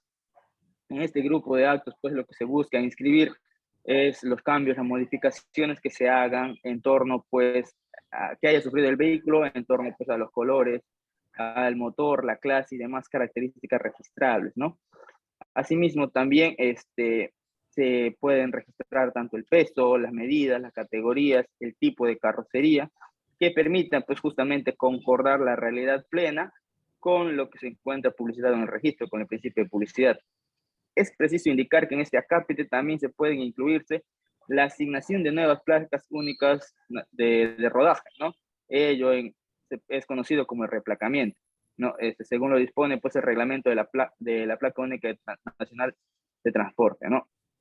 Seguidamente, también las transferencias o adquisiciones de la propiedad en cuanto a los vehículos, ¿no?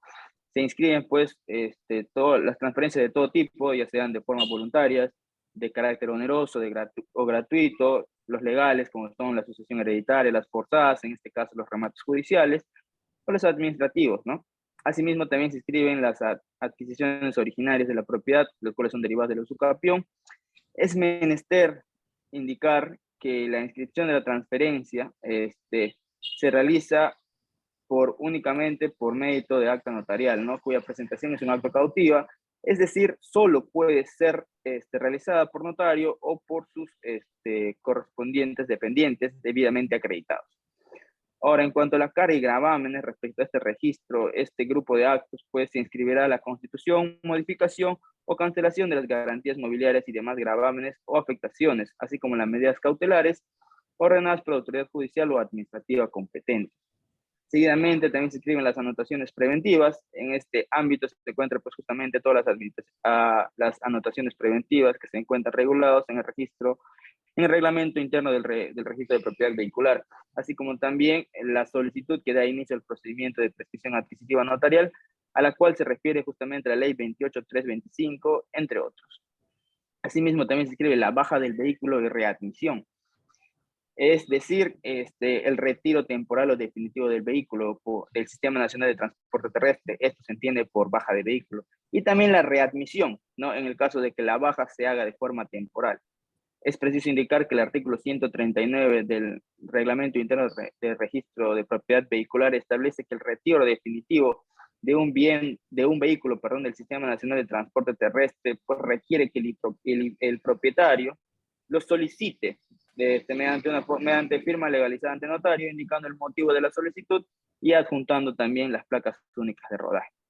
Finalmente, el título en inscripciones sucesivas. En el caso de transferencias luego de la matriculación, no existe la posibilidad, pues, de inscribir la transferencia de la propiedad vía comprobantes de pago, sino que el título formal e idóneo que da mérito a la inscripción es el acta de transferencia notarial, ¿no? Establecido mediante el Decreto Supremo número 36/2001-JUS, ¿no?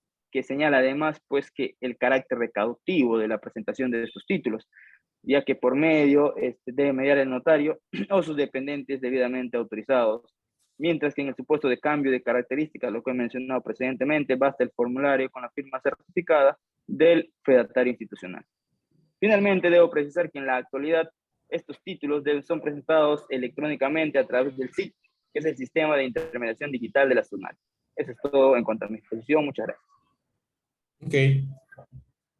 Bien, Nelson, muchas gracias. ¿Quién continúa, por favor?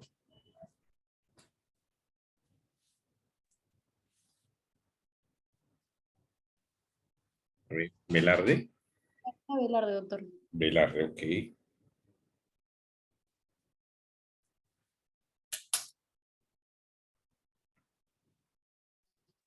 Hola, buenas noches, doctor. Sí, te escuchamos, Karina. Ya, doctor. Bien, doctor. El presente día voy a exponer respecto a las anotaciones preventivas. En ese sentido, voy a empezar la exposición. Normalmente la doctrina pues admite dos grandes tipos de anotaciones preventivas. Tenemos las primeras, que están aquellas referidas a títulos, a derechos reales, pero cuya diferencia es la falta de documentación, formal o fehaciente, o si existe también una pretensión de impugnación, por lo que su entrada al registro pues busca impedir que los efectos de la fe pública registral a favor del tercero del pueblo. Bien, ahora los casos típicos de este primer grupo pues son información o las anotaciones de demanda, ya sea de nulidad, resolución, rescisión, documentación de un acto jurídico. Bueno, cuya finalidad es netamente publicitaria, como ya lo hemos visto a lo largo del curso. Este primer grupo es un medio preventivo que publicita sin constituir, conforme lo señala Gunter González Barrón. En el segundo grupo, pues se hallan las anotaciones características por la constitución registral de una garantía y que se concreta sobre un bien determinado, cuya finalidad, pues, es asegurar, pues, la satisfacción del acreedor, esto es, el pago de una obligación. Bueno, aquí, pues, se publica constituyendo, encontrándose entre las figuras más usuales el embargo en forma de secuestro y las prohibiciones judiciales de disponer. Sin embargo, nuestro derecho peruano, esta clasificación se podría decir que es meramente indicativa, pues se reconocen una gran diversidad de anotaciones preventivas que superan a las categorías que mencioné anteriormente. Las mayorías de ellas hay que precisar que se encuentran previstas en el reglamento de inscripciones de los registros de predios. Tenemos el embargo, el bloqueo, la anotación de la demanda, la anotación de los inicios del procedimiento notarial o administrativo o en las leyes especiales determinadas. Y a esto, el artículo 64 del el artículo 64 del reglamento de los registros públicos ha desarrollado un concepto respecto a lo que es la anotación preventiva, diciéndonos que las anotaciones preventivas son asientos provisionales y transitorios que tienen por la finalidad reservar la prioridad y advertir la existencia de una eventual causa de modificación del acto o del derecho inscrito. Hay que tenerse en cuenta bien que en nuestro ordenamiento, la anotación preventiva se ha regulado a partir de sus características de ser provisional y transitoria, que para su fin se solicita la inscripción, pues, de la reserva de la propiedad, y para los terceros, pues, advertirlos de la posible modificación de estos derechos. Esto debemos enfatizarlo y tenerlo siempre en cuenta, ya que uno de los fines va dirigido para quien realice el acto y el otro para que los terceros tengan un conocimiento de la próxima modificación de la situación jurídica con respecto a los bienes. Es así que la resolución número 227/2001 por el Tribunal Registral nos dice que la anotación preventiva, pues, es el asiento extendido de los libros, de las inscripciones, de registro de propiedad de carácter, como ya dije, que son caducados, cuyo objeto, pues, es la publicidad registral. Ahora bien, vamos a conocer cuáles son los actos y derechos susceptibles de anotación preventiva conforme lo establece el artículo 65 del reglamento citado. Nos dice que son susceptibles de anotación preventiva, en primer lugar, las demandas y las medidas cautelares. En segundo lugar, tenemos a las resoluciones judiciales que no den mérito a una inscripción definitiva. En tercer lugar, tenemos a los títulos de inscripción que no puedan efectuarse por no estar inscritos el derecho de donde emanen. También tenemos como cuarto los títulos cuya inscripción no pueda efectuarse porque adolecen de un defecto que es subsanable. Y finalmente, otro de los derechos y actos inscribibles son los títulos que en cualquier otro caso deban anotarse conforme a las disposiciones especiales. Hay que tener en cuenta que la existencia de una anotación preventiva no determina la imposibilidad de extender asientos registrales relacionados pues, con actos y derechos publicitados en la partida registral, salvo que el contenido verse sobre lo mismo. Hay que tener en cuenta que la anotación preventiva como figura es una figura diferente a la medida cautelar. Muchos en la actualidad confundimos esto. Y para precisarlo, debemos que estas medidas cautelares han sido pues, claramente distinguidas por un procesalista llamado Giovanni Priori Posada, que nos dice que el hecho de que algunas medidas cautelares se anoten de manera preventiva no implica que la identificación, que estas figuras sean iguales. Y aquí hay que tenerse en cuenta que la medida cautelar pues, se encuentra vinculada al proceso, por lo que tiene una finalidad de garantizar que en el tiempo que tome el proceso no se termine por perjudicar la titularidad de la situación jurídica, de ventaja que se ve en la necesidad pues, de acudir al proceso para protegerle. Tenemos que tener en cuenta que las medidas cautelares son herramientas que la parte tiene para vializar, para acudir al registro, es la anotación preventiva. Su carácter, como ya hemos conocido, tiene semejanza con respecto a la anotación preventiva, pues, ya que las medidas cautelares también tienden a ser transitorias en el tiempo.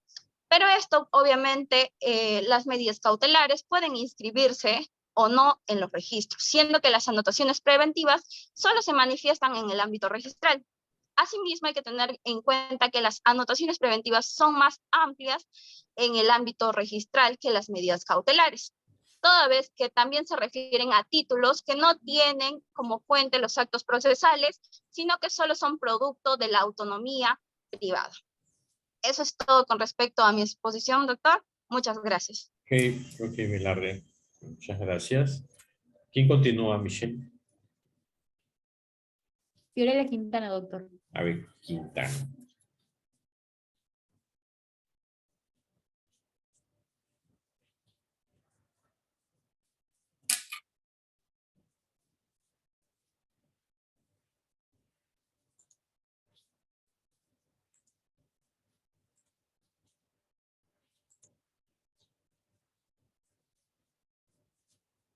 Quintana.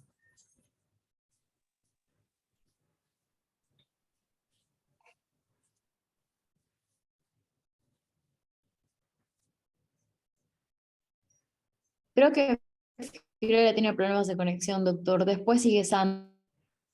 Ya, yo sigo, doctor. A ver, Sandali, por favor, tus Sandali.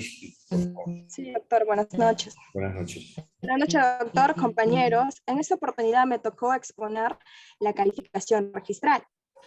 El procedimiento registral tiene 3 etapas. La primera etapa es la presentación, la segunda etapa es la calificación registral, que es la etapa más importante del procedimiento. Y por último, tenemos la inscripción registral.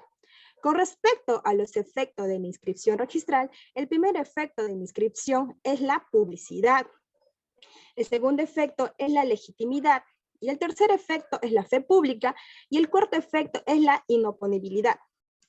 Con respecto a la definición que establece el artículo 31 del Reglamento General de los Registros Públicos, la calificación es la evaluación integral de los títulos presentados al registro que tiene por objeto determinar la procedencia de su inscripción. Está a cargo del registrador y el tribunal registral en primera y segunda instancia, respectivamente, quienes actúan de manera independiente, personal e indelegable, pues se sujetan a los términos y con los límites establecidos en el Reglamento General de los Registros Públicos y también en las normas registrales. Ahora, en nuestro Código Civil, en el artículo 2011, nos dice que los registradores califican la legalidad de los documentos, en cuya virtud se solicita la inscripción. Dentro de la calificación registral tenemos la calificación positiva y negativa. La calificación positiva está en la inscripción y la liquidación. Y en la negativa está la tacha y la observación. Dentro de la naturaleza jurídica de la calificación registral tenemos que no es una función judicial. Quiere decir que no resuelven conflictos de intereses ni incertidumbres jurídicas. No crea cosa juzgada. Con respecto a la jurisdicción administrativa, cuando las decisiones del tribunal registral se discuten en última instancia, es un contencioso administrativo. Podemos concluir entonces que la calificación registral es la materialización del principio de legalidad. El registrador, al calificar, se somete a la ley, pues esa es su tarea, y en segunda instancia tiene que ver con el criterio del tribunal registral. En la calificación hay libertad e independencia con respecto al registrador, pues el registrador va a responder por los errores de una mala calificación. Eso sería con todo respecto a mi exposición, doctor.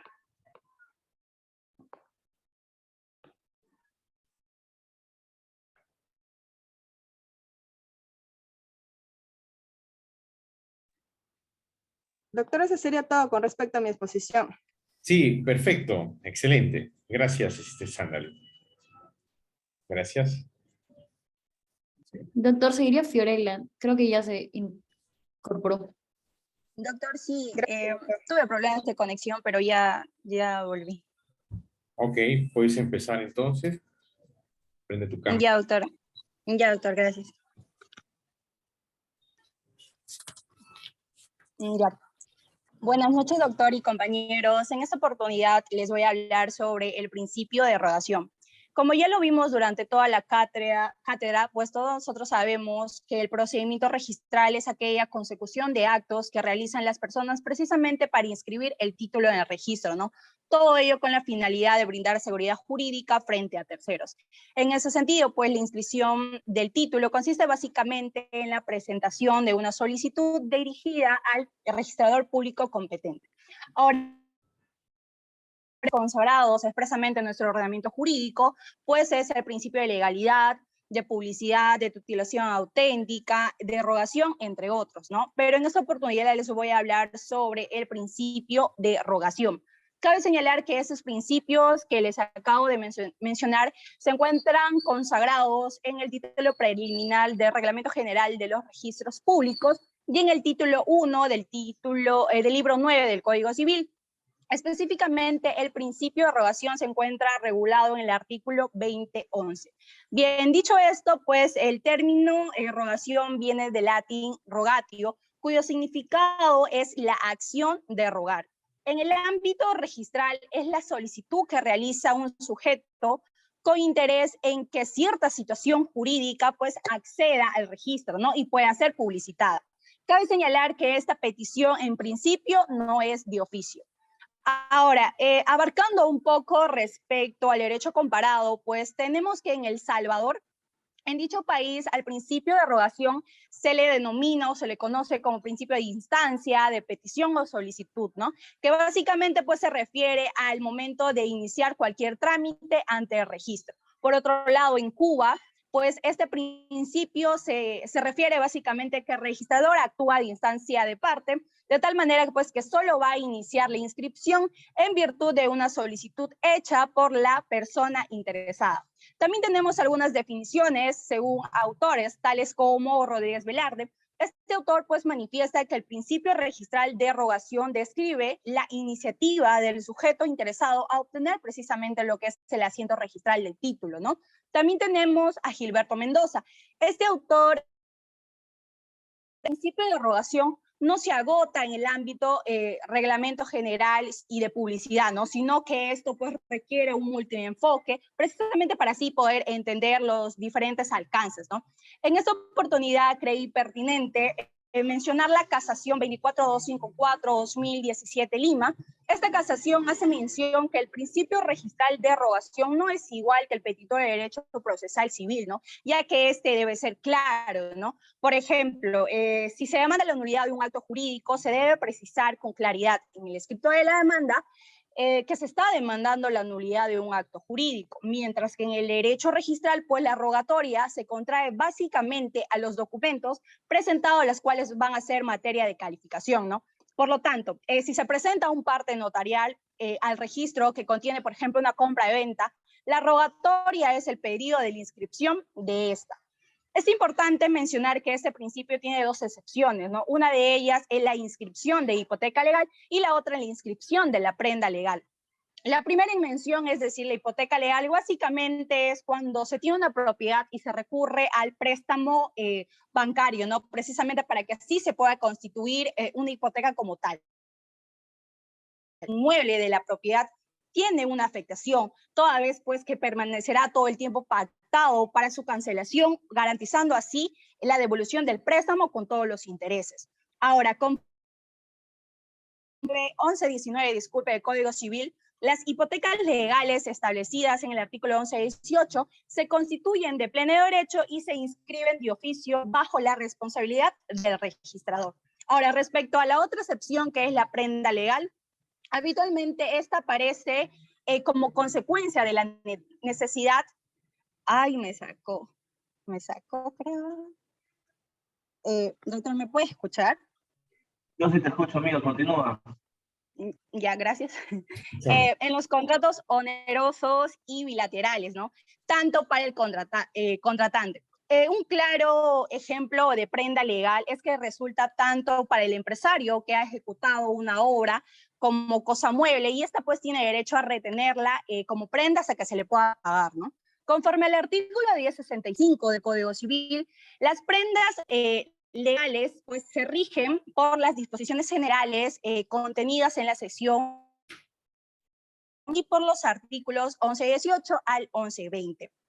Ahora, ya para finalizar con mi exposición, son las siguientes conclusiones a las que llegué, ¿no? Una de ellas, pues, tanto como les mencioné, doctrina comparada y nacionales, pues podemos concluir que el principio de rogación es el principio que inicia precisamente el procedimiento registral, es el principio que da antes de la calificación, ¿no? Básicamente podemos decir que es una declaración de voluntad que se dirige al registrador para buscar la inscripción de título. Entonces, por eso podemos afirmar que la rogación es un principio registral en virtud del cual las inscripciones registrales deben ser a solicitud.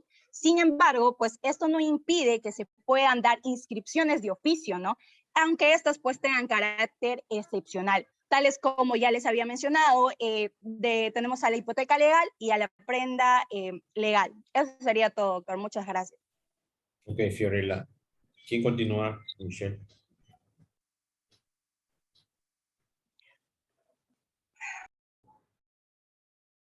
Doctor, buenas noches. Soy Luzmila. Continúo yo. Hablar con Luzmila. Perfecto, Luzmila. Sí, doctor. Mi compañero de Córdoba va a compartir mis diapositivas. Ya, ok. Mientras compartan las diapositivas, voy a ir avanzando. Buenas noches, doctor, compañeros todos. Ahora vamos a tratar sobre el tema del recurso de apelación. El recurso de apelación es el medio para impugnar cualquier decisión registrador o abogado certificador, ¿no? Que se consideren pues arbitrarias debido a que no se ajustan a lo regulado en las normas registrales o en las normas específicas.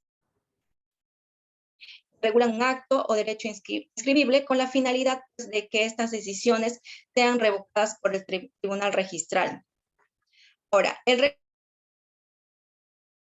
apelación, como podrán ver en las diapositivas, procede contra las decisiones de los registradores, ¿no? Ya sean observaciones, tachas, liquidaciones. También procede contra las decisiones de los certificadores en temas de publicidad registral, todas las solicitudes de expedición de certificados. Las personas legitimadas para el recurso de apelación son aquellas que hacen la rogatoria o los solicitantes de la publicidad registral. Asimismo, los otorgantes del título. Notario es uno de los legitimados para interponer el recurso de apelación. El recurso de apelación se interpone dentro del plazo del asiento de presentación y en temas de publicidad registral dentro de los 15 días siguientes a la decisión del registrador o abogado certificador. tener el recurso de apelación para que pueda ser admitido. De acuerdo al artículo 145 del Reglamento General de los Registros Públicos, el recurso de apelación debe indicar el registro que se interpone el recurso, los datos generales del apelante, como por ejemplo el nombre, los datos de identidad y domicilio, la decisión respecto al cual se recurre y el número del título. También los fundamentos de hecho y de derecho de la impugnación. También este recurso debe estar autorizado por abogado colegiado, salvo que el que lo presente un abogado notario. Ahora, el recurso debe ser presentado a través de la oficina de trámite documentario. Cabe precisar que en este procedimiento existe la figura del desistimiento, ¿no? En la segunda instancia registral, debe ser el recurso en la que se adiciona 20 días para subsanar las observaciones realizadas por el registro, o también de la rogatoria, ¿no? Referido a actos cuya inscripción pues se solicita, con el cual se pone fin al procedimiento registral.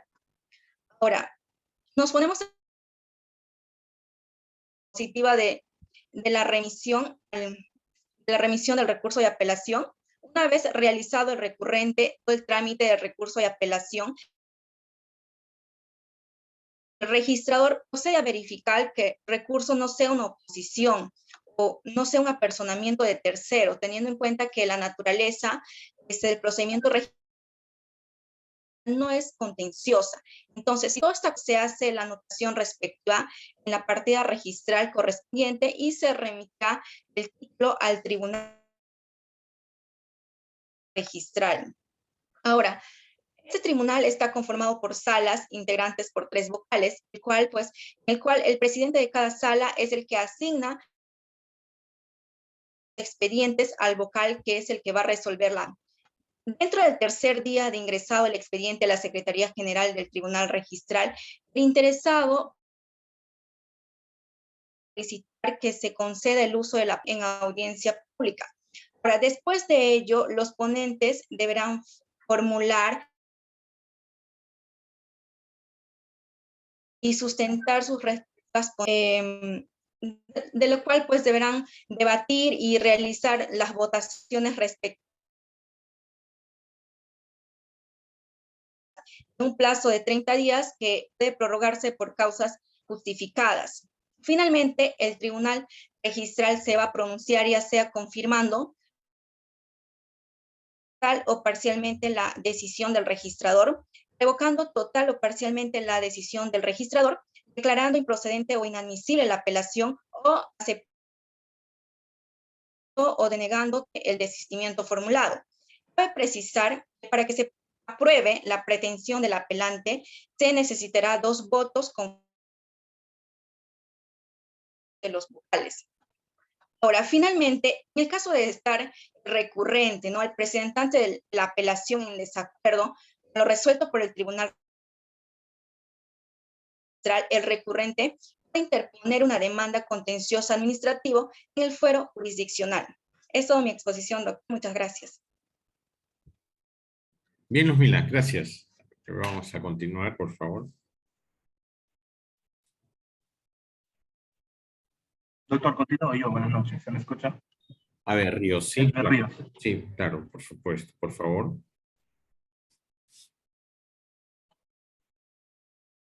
Ya, mi compañera Johan me va a ayudar con la proyección de diapositivas. Ya, perfecto.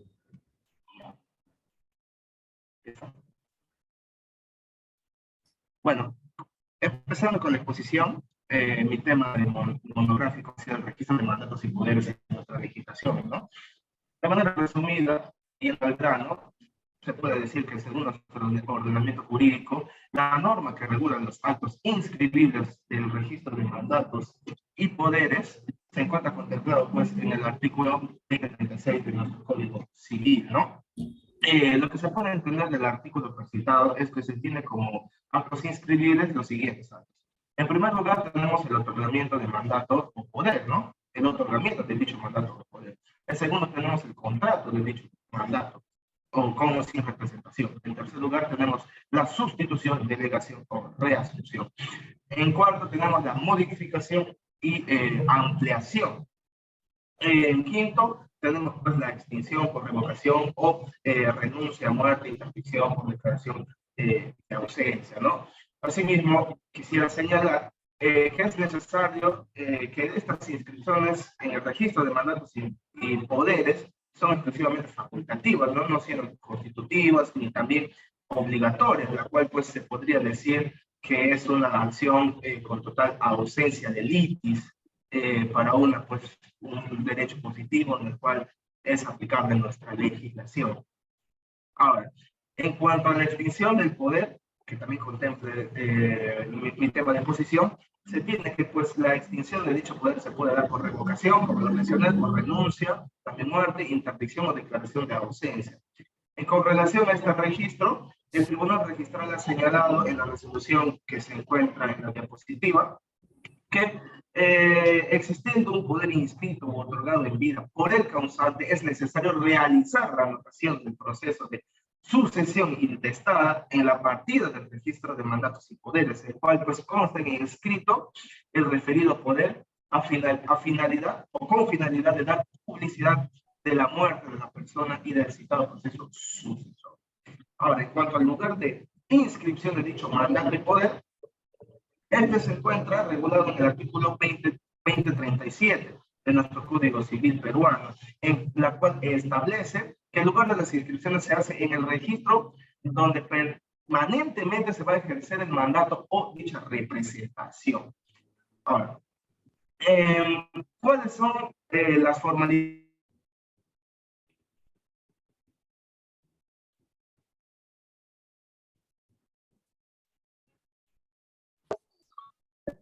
Pues que el título suficiente da mérito a dicha inscripción de los actos en este registro, que es la escritura pública, la cual tendrá que cumplir pues con las formalidades que establece la ley del notariado y con ello de conformidad con el principio pues de titulación auténtica, ¿no?